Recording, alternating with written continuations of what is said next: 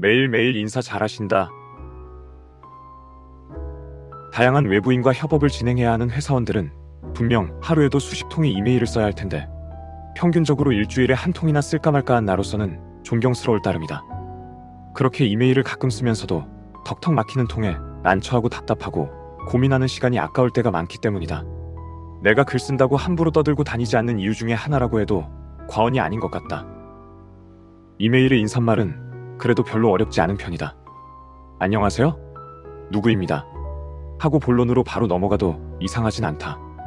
아주 정중하게 써야 할 때만 이러저러한데 잘 지내셨냐는 식의 계절 인사 따위를 추가하면 되는데 계절마다 아름다운 소재가 정해져 있기에 그 중에 하나를 떠오르는 대로 집어넣으면 해결된다. 한국의 또렷한 어메이징 사계절 만만세다. 그러나 본론으로 들어가면 아무래도 인사말보다는 쓰기가 어려워질 수밖에 없다. 특히 아이러니한 점은 할 말은 정해져 있는데 이것을 포장하는 방법 때문에 한참 고민해야 한다는 사실이다.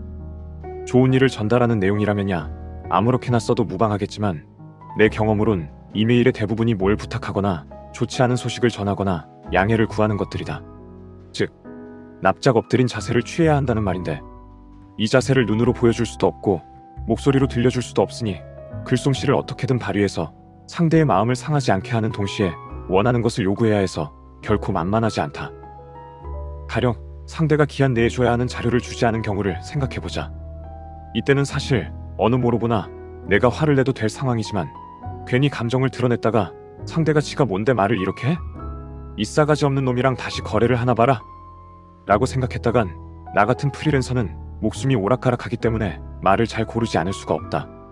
과장이 아니라 사람이란 정말로 어떤 문제 상황의 전후 사정이나 자기 잘못은 기억하지 못하고 타인에 대한 인상이나 감정만을 기억하기 때문에 어찌되었든 웃는 얼굴을 유지할 수밖에 없는 것이다.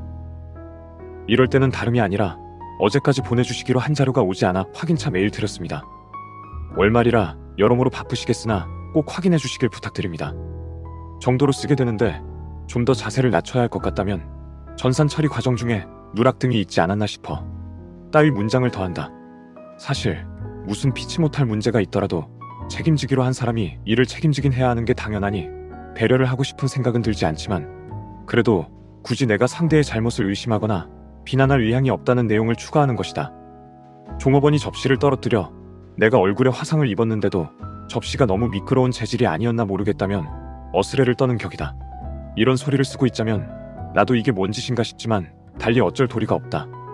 용건이 한 개가 아니라면 본론이 더 복잡해질 수밖에 없는데 내가 경험한 바로는 용건들을 문장으로 풀었었다간 제대로 된 답을 받기가 거의 불가능하다. 예를 들어 말씀드린 자료를 확인해서 보내주시길 부탁드립니다. 그리고 전에 추진해보기로 했던 자원봉사 프로젝트는 언제 확정될까요? 다음 주 중으로 모집글을 써보려 하니 대략적인 일정이라도 알려주시면 감사하겠습니다.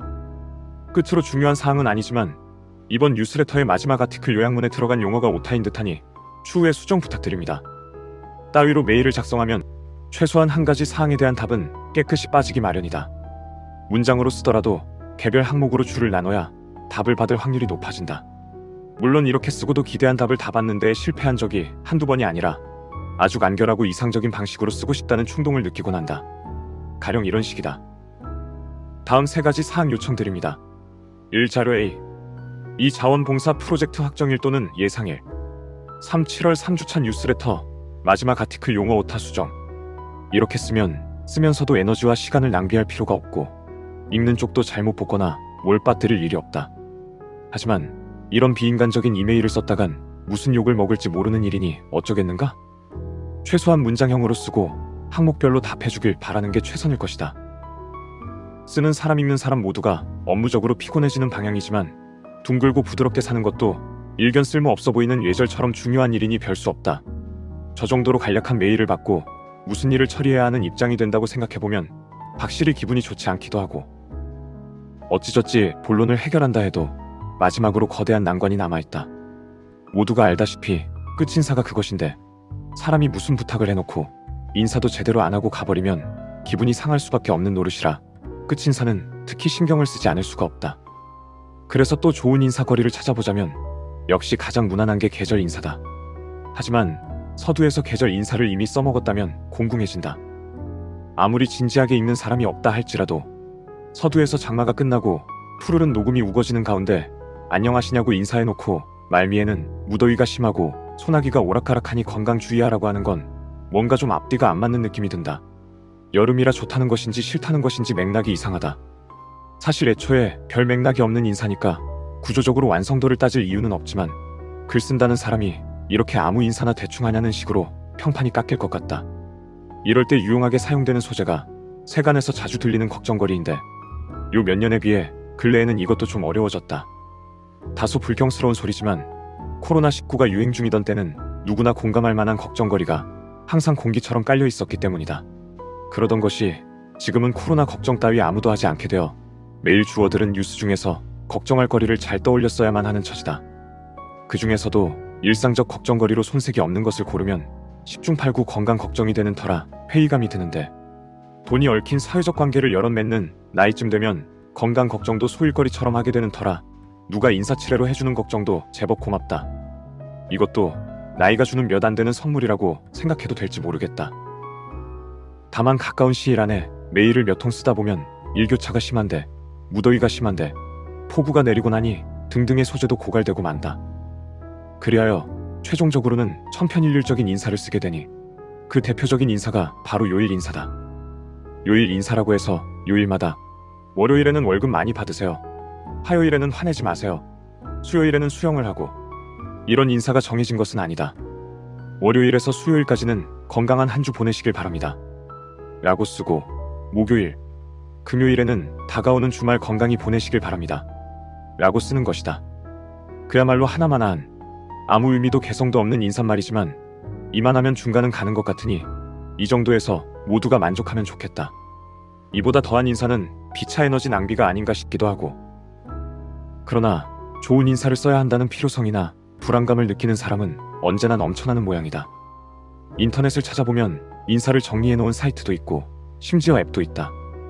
이런 문물을 보면 세상 참 좋아졌구나 싶은 한편으로 막상 써보려고 하면 망설여지는 것이 만약에 내가 인사말을 대충 베껴왔다는 사실을 들키면 엄청나게 게으른 사람으로 여겨질 것 같다는 두려움 때문이다. 반대로 남이 내게 쓴 인사말이 별 고민 없이 베껴진 것임을 알게 되면 어쩌나 하는 걱정도 있다. 내가 그 정도의 창의력이나 시간도 할애할 가치가 없는 사람인가 생각하면 퍽 우울해질 것이다. 불행인지 다행인지 기술이 발달한 덕에 요즘은 이런 고민에 시달릴 것 없이 인공지능에 묻는 방법도 있다. 인사말만 추천받는 게 아니라 아예 본문까지 필요한 용건에 맞춰 써달라고 할 수도 있어서 실제로 외국어 이메일 작성에 애를 먹는 사람들이 잘 써먹고 있다고 한다. 조금만 기다리면 한국어로도 충분히 멋진 이메일을 작성시킬 수 있을 것이다. 편리하기 짝이 없는 세상이다. 하지만 이메일을 쓰는 쪽이나 읽는 쪽이나 인공지능에게 일을 다 맡기면 우리는 대체 무엇과 소통하고 있다고 생각해야 하나 싶어 의문이다. 부하를 시켜 교류를 처리하고 결과만 받아보는 자리에 있는 셈인데 과연 이것도 상대와 대화를 했다고 봐도 되는 것일까? 그나저나 내 몇 안 되는 거래처 중에서 한 곳은 과연 이게 사람의 솜씨인가 싶을 정도로 인사를 지극히 정중하면서도 고풍스러운 문어체로 능수능란하게 잘 써서 매번 나를 감탄하게 만들었다. 내가 작가고 상대가 편집자인 상황이 어색하고 민망할 지경이었는데 수년 전부터 그랬으니 인공지능의 힘은 아니었으리라 본다. 이런 대화 상대를 만나면 확실히 존중받는 느낌이 드는 게 사실이고 존중받는 느낌이 들 때 무슨 일이든 잘해야겠다는 생각이 드는 것도 자연스러운 일일 것이다. 그런 거로 나도 이메일 인사를 훌륭히 해내는 사람이 되고 싶지만 편집창에 무슨 말을 써야 할 때마다 벅차고 힘들어지는 것을 보면 잡다한 일에 덜 지치는 인간이 되는 것이 먼저인가 싶기도 하다.